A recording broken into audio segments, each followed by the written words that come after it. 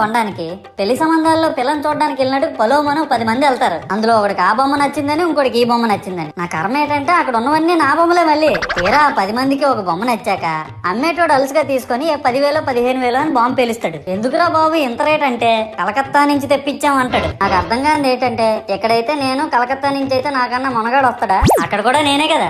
ఇలా నన్ను బజార్లో పెట్టి బేరం ఆడి నా మొహానికి ముసుగేసి వ్యాన్ ఎక్కిస్తారు. ఆ వ్యాన్ డ్రైవర్ గాడు నేను ఉన్నానని కూడా చూడకుండా ఏదో ఆలోచించుకుంటా డ్రైవ్ చేస్తా గతకల్లో గబ్బి గుబ్బి అని తించేసి నా కాల్లో చెయ్యి ఎరగొట్టేస్తాడు. ఈ విషయం చందాలు ఇచ్చిన చిన్నోళ్ళకి తెలిస్తే మళ్ళీ ఇరిగిపోయిన బొమ్మ పెట్టకూడదని ఏ బొమ్మ రాసి కవర్ చేసేస్తాడు. సరేలే జరిగిందేదో జరిగింది, నా భక్తులే కదా కూల్ బ్రో అని చిల్లయ్యే లోపు నన్ను పందిర్లో పెట్టి ముసుగు తీసి నాకన్నా పొడుగున్నే సౌండ్ బాక్సులు 2 నా చెవులు పక్కన పెట్టి డీజే గణేష్ బ్రో అని చెప్పి నా పాటలను కూనీ చేస్తారు. సరేలే పిల్లలు కదా ఇప్పుడు కాకపోతే ఎప్పుడు ఎంజాయ్ చేస్తారు, కాసేపట్లో పూజ స్టార్ట్ చేస్తారని వెయిట్ చేస్తా ఉంటే ఆ 5 రూపాయల వ్రతకల్పన బుక్ చూస్తే అది ఎక్కడ లేని కోపం వస్తుంది.